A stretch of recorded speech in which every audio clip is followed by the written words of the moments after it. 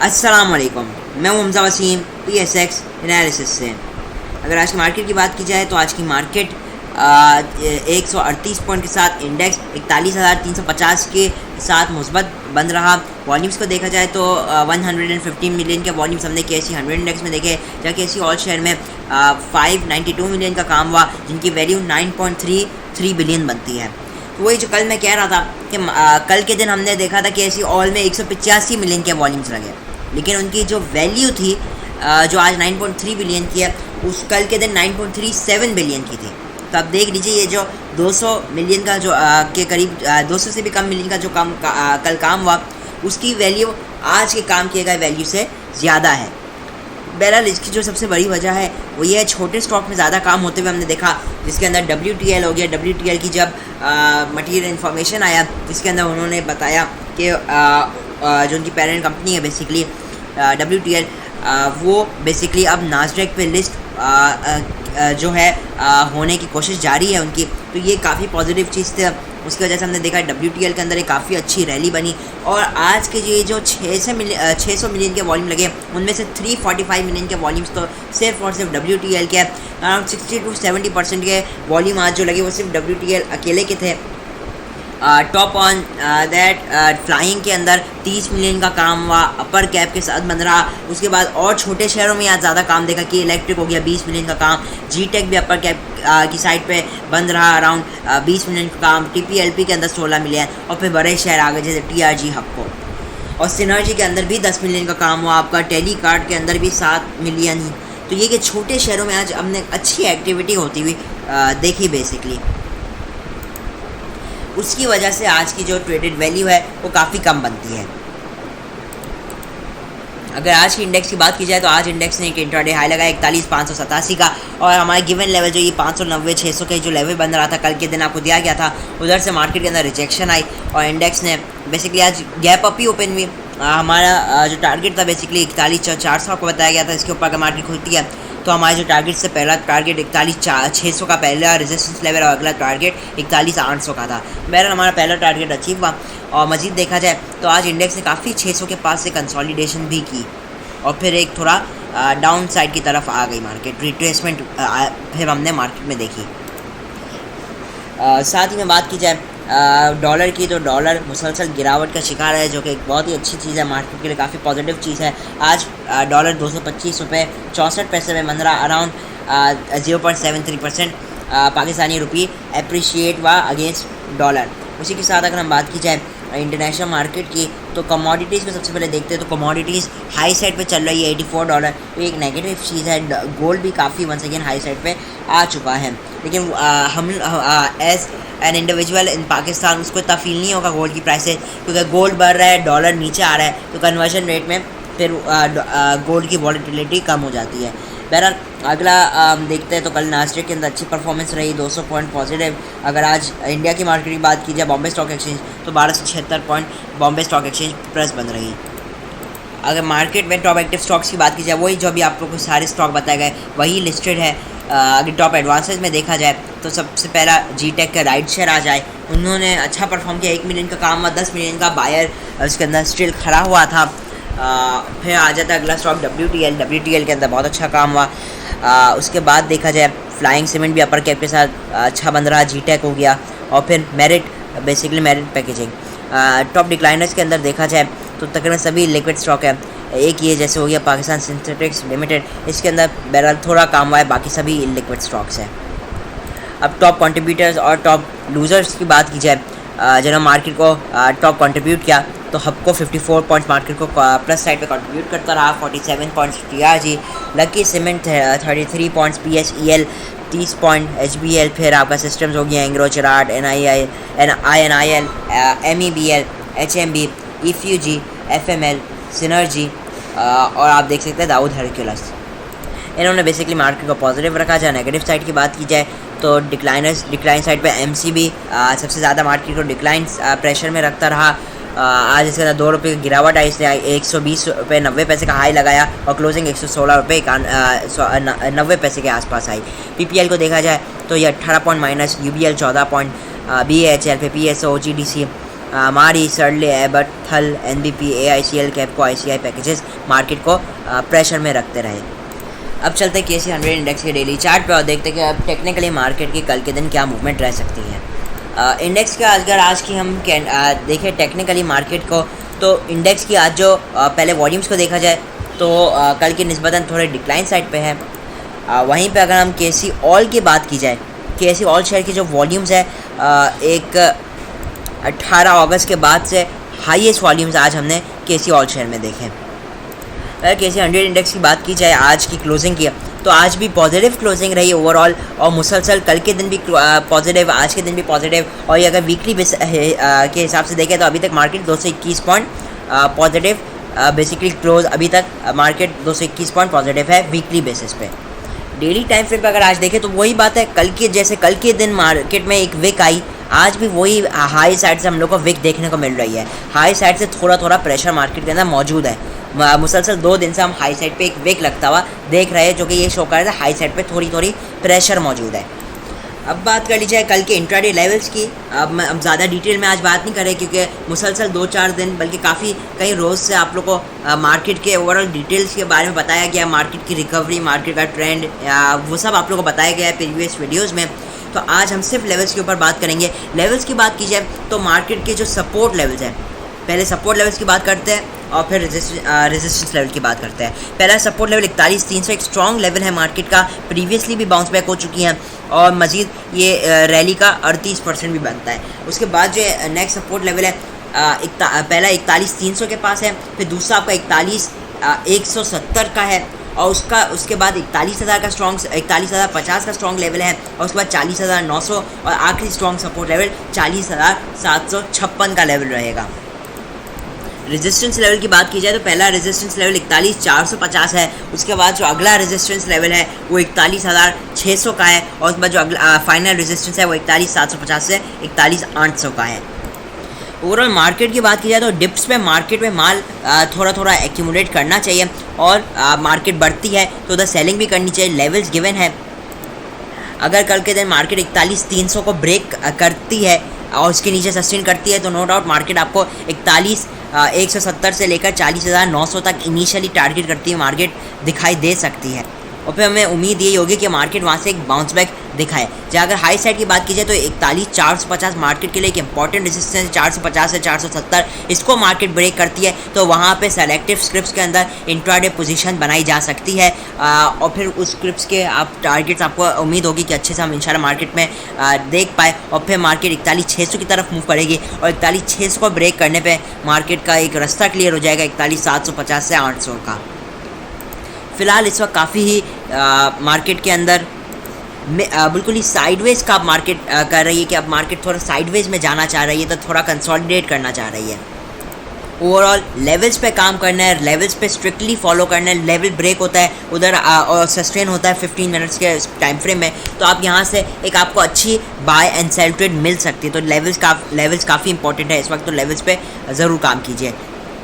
अब सबसे पहला जो आज का स्क्रिप्ट रहेगा जो कि आज की मार्केट का बेसिकली टॉप परफॉर्मर रहा वो है WTL की बात की जाए तो आज मटेरियल इन्फॉर्मेशन की वजह से इसमें एक बेहतरीन आज एक बड़ी ग्रीन कैंडल बनी है with one of the greatest volumes और आज की जो वॉल्यूम्स थे it was the highest since 9 जून 2021। आप कह लीजिए तकरीबन 60 वीक्स के हाईएस्ट वॉल्यूम्स थे, बल्कि उससे भी ज़्यादा 65 वीक्स के हाईएस्ट वॉल्यूम्स थे बेसिकली आज के जो वॉल्यूम्स लगे इसमें। अब थोड़ी इसकी बात कर ली जाए WTL की, तो WTL को अगर आप फ़िलहाल मैंने अभी मंथली टाइम फ्रेम पे चार्ट चेंज किया है। मंथली टाइम फ्रेम में अगर आप देखेंगे WTL को तो WTL का ये पहला टाइम नहीं है। WTL पहले भी यही कर चुका है। 2011 में ये चला था, किधर से चला था 1 रुपये से, कहाँ तक चला 4 रुपये, जहाँ से फिर वापसी गिरा, किधर तक आया वापसी 1 रुपये के आसपास आ गया और किधर तक चला वही तकरीबन 4 रुपये के आसपास, 3 रुपये 90 पैसे, फिर गिरा। इस बार ये थोड़ा ज़्यादा गिर गया, उसकी वजह क्या थी? कोविड-19 मार्केट क्रैश जो आपका 2017 के बाद आया था, तो ये इसके बाद थोड़ा ज़्यादा गिरा। वो किधर तक गिरा? आधा रुपया। और ये कहाँ तक गया? ये गया 4 रुपये 57 पैसे तक, ठीक है ना। और उसके बाद ये वापसी गिरा और वापसी कहाँ से उठा है? ये 1 रुपये 11 पैसे, वही जो लेवल ये प्रीवियसली 3 बार कर चुका है। तो टेक्निकली बात की जाए तो इसके अंदर वंस अगेन एक और अप मूव हम एक्सपेक्ट कर सकते हैं। अब करंटली बात कीजिए तो अब ये क्या कर रहा है, सबसे पहले अभी जो करंटली WTL की सिचुएशन है वो ये है कि जो इसने अब 4 रुपये 50 पैसे का हाई लगाया था और अब उसके अगेंस्ट इसने क्या लो लगाया 1 रुपये 10 पैसे का, एक ह्यूज फॉल था।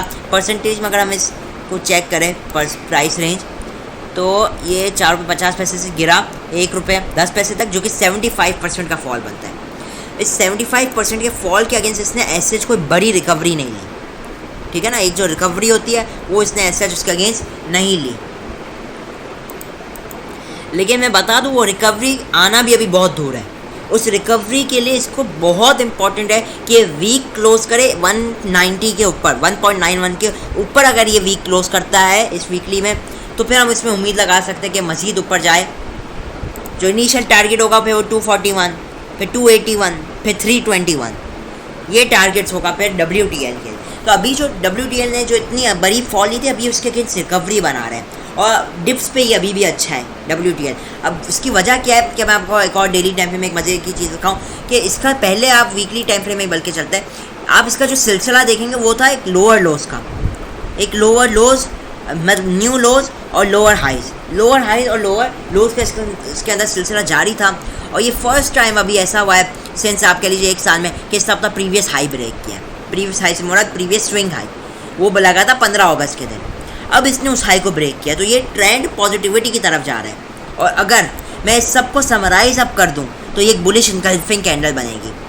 ये कैसे बनेगी, बहरहाल ये बहुत डिटेल में हो जाएगा कि बुलिश इनगल्फिंग जो कैंडल होती है, मैं अगर आपको दिखाऊं ड्रॉ करने का, तो बुलिश इनगल्फिंग कैंडल ये होती है एक रेड कैंडल, उसके बाद एक ग्रीन कैंडल बड़ी जिसकी ओपनिंग यहाँ हो क्लोजिंग यहाँ हो। और अगर आप यहाँ पे अगर इस वक्त WTL की सिचुएशन देखेंगे तो WTL ने न्यू लो मारा लेकिन जो हाई मारा वो प्रीवियस हाई से ऊपर था। तो एक बुलिश इनगल्फिंग कैंडल को ये रिप्रेजेंट करता है और ये मार्केट के अंदर ये इसके अंदर मज़ीद तेज़ी को शो करता है।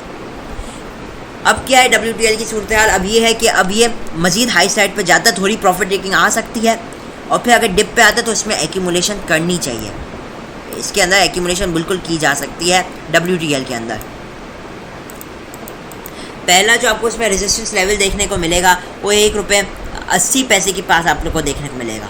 1 रुपये 70, सॉरी ये आप देखेंगे, ये मैं आप पूरा ओवरऑल चार्ट्स में देखें तो ये वीकली टर्म में 1 रुपये 70 से 1 रुपये 80 आपको वीकली टर्म में रेजिस्टेंस दिखा सकते हैं। आप देखेंगे प्रीवियसली इस लेवल ने किस तरीके से प्ले किया है। 2018 हो गया, चाहे फिर वो 2019 हो गया, फिर आपका चाहे वो 2019 का नवंबर, फिर 2020-21, इन सब में ये लेवल इंपॉर्टेंट रहा है 1 रुपये 70 से 1 रुपये 80 पैसे का लेवल, ठीक है। तो अब ये कि ये इस लेवल पे आकर अगर थोड़ी प्रॉफिटिंग आती है फिर थोड़ा डिप पे आ सकता है, लेकिन डिप में इसमें ज़रूर चेकआउट करना चाहिए। और अगर ये मान लीजिए ज़्यादा एक्साइटमेंट आती है और ये 1 रुपये 80 पैसे को भी ब्रेक कर देता है तो नो डाउट ये मज़ीद हाई साइड पे जा सकता है। इनिशियली 195, 1.95 फिर 210 को टारगेट करेगा। तो ये कि इसमें डिप्स पे ओवरऑल एक्यूमुलेशन देखी जा सकती है। आप हमारे यहाँ जितने भी देखेंगे स्टॉक्स उन सब ने एक रिकवरी कर ली है। ये जो गिरा काफ़ी ऐसे स्टॉक्स है जिन्होंने रिकवरी कर ली है। अगर TRG हो गया, AVN, नेटसॉल, इन सब ने रिकवरीज तो शो की थी। नेटसॉल का मैं कंफर्म नहीं हूँ, अगर मैं वापसी चेक कर लूँ नेटसॉल, तो अभी नेटसॉल ने भी रिकवरी शो नहीं की है, ठीक है। तो नेटसॉल पे भी नज़र रखी जानी चाहिए क्योंकि ये काफ़ी टाइम से आप देखेंगे पिछले साल के दिसंबर से ये एक ही रेंज के अंदर एक्यूमुलेट हो रहा है।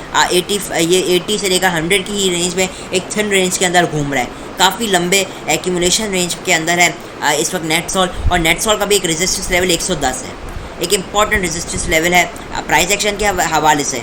तो इनिशियली वो इसके लिए एक इम्पॉर्टेंट लेवल है और फिर जो अगला इम्पॉर्टेंट लेवल आएगा वो 130 रुपये का आना है और उसके ऊपर भी मज़ीद सस्टेनेंस जिसको मज़ीद भी लॉन्गर व्यू में दिखा सकता है बहरहाल एक अप मूव। अगला जो स्टॉक है वो है AVN की बात की जाए तो कल के दिन इसको बताया गया था हमारा गिवन जो रेजिस्टेंस लेवल था 7930 था, जिसने 7940 से घूमा है और इसने जो लो लगाया और जो क्लोजिंग अभी तक आई है 7798 की आई है, लो इसने 7762 का लगाया है। तो कल के दिन बताया गया था अगर ये हाई साइड में जाता है प्रॉफिट टेकिंग करनी चाहिए क्योंकि वंस अगेन चांसेस हो सकते हैं कि ये ट्रेंड लाइन के पास वापसी आए जो प्रीवियसली इसको रेजिस्टेंस दे रही थी। और दूसरी एक चीज़ बताई गई थी क्योंकि 74 से इसने रैली की है तो उसके अगेंस्ट उसके अंदर एक शॉर्ट एडजस्टमेंट, शॉर्ट करेक्शन आ सकती है। बहरहाल एवीएन अभी भी अच्छा है, एवीएन को डिप्स पे वंस स्टिल अभी भी देखा जा सकता है। जो 7730 का इनिशियल लेवल, 76, 71, 76 टोटल ये आपके लिए एक्यूमुलेशन लेवल्स रहेंगे।